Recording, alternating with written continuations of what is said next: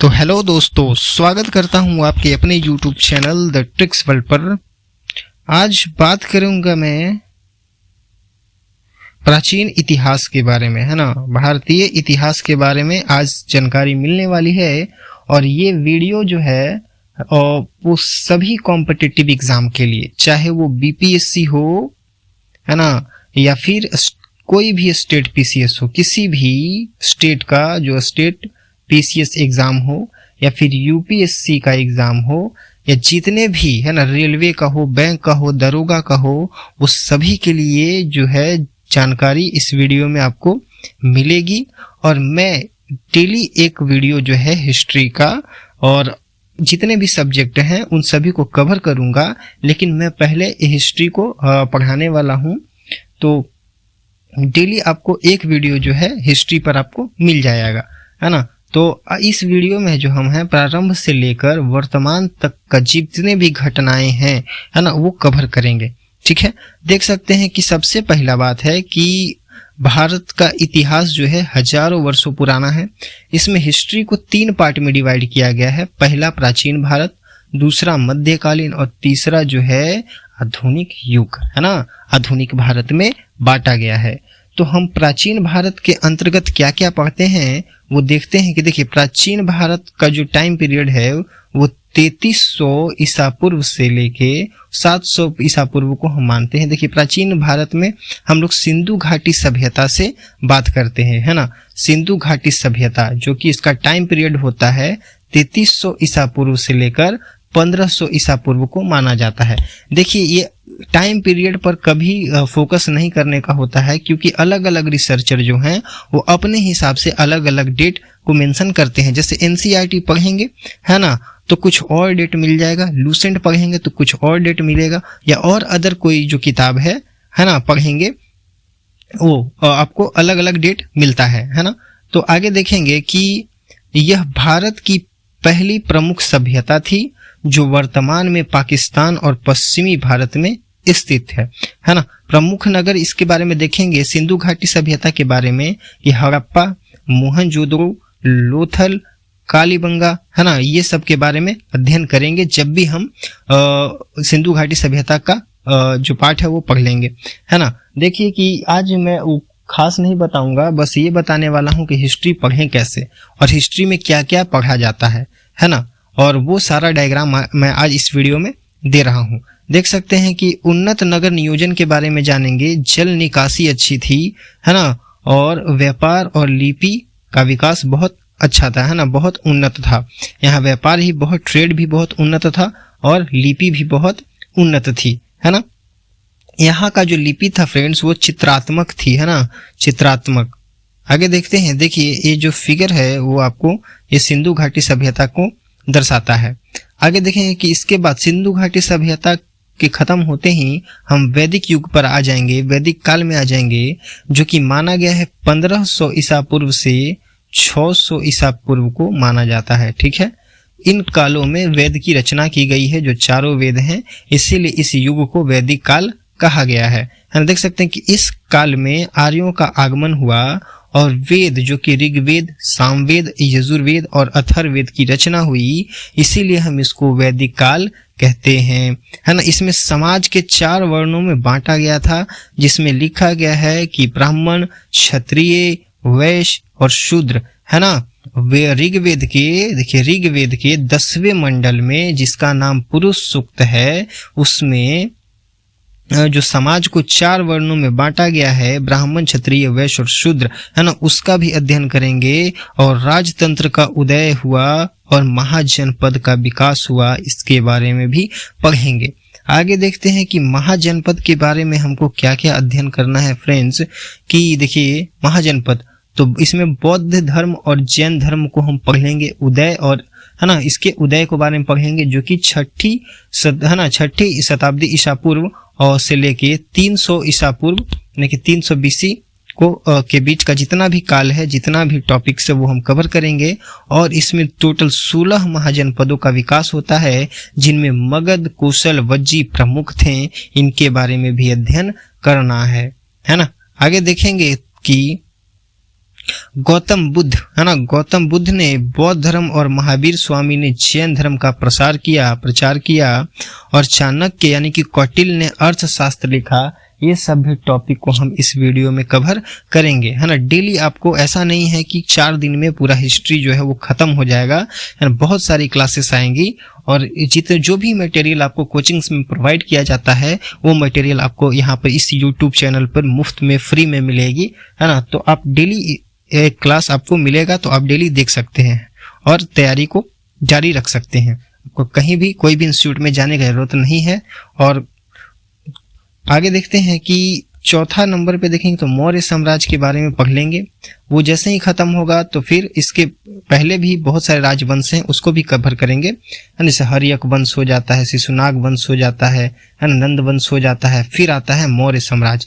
तो मौर्य साम्राज्य को फिर पढ़ लेंगे जो कि 321 बीसी से, है ना, 185 ईसा पूर्व यानी कि बीसी रहने वाली है ना। इस टाइम पीरियड को हम पढ़ेंगे।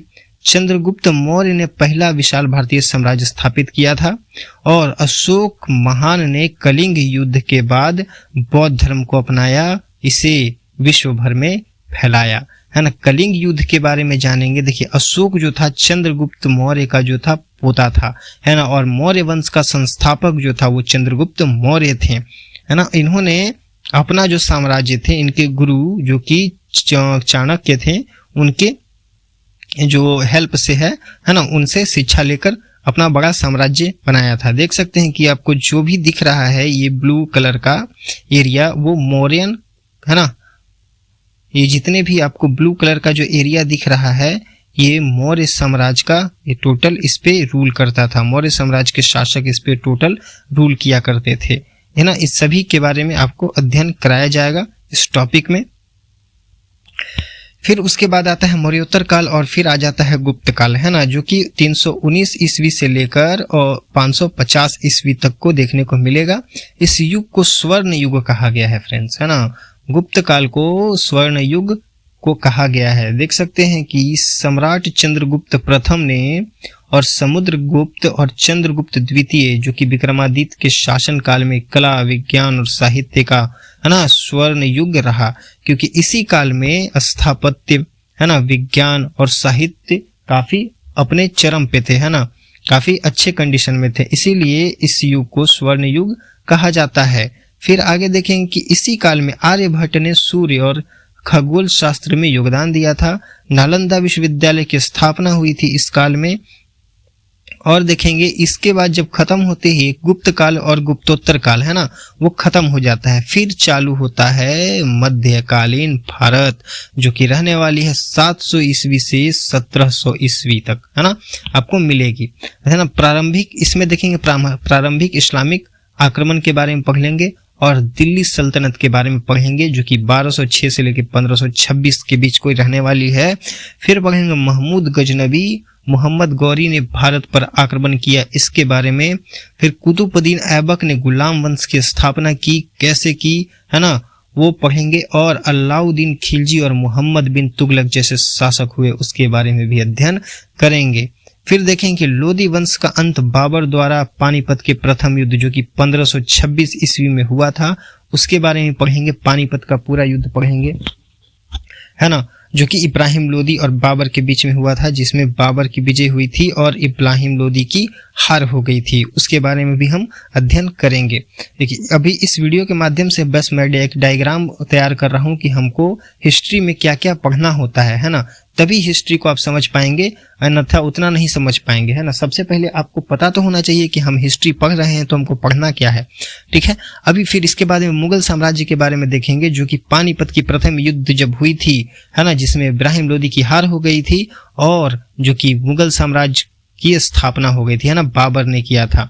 तो बाबर मुगल वंश के बारे में देखेंगे तो बाबर, हुमायूं, अकबर, जहांगीर, शाहजहां और औरंगजेब के शासन काल में मुगलों ने भारत पर शासन किया, इसके बारे में जानेंगे, है ना। अकबर ने धार्मिक सहिष्णुता की नीति अपनाई और तीनों लाही की स्थापना की, है ना। शाहजहां ने ताजमहल बनवा दिया और औरंगजेब की कठोर नीतियों के कारण मराठों, सिख और अन्य शक्तियों ने विद्रोह कर दिया। इसके बारे में भी अध्ययन करेंगे। ये सारा का सारा टॉपिक कवर कराया जाएगा।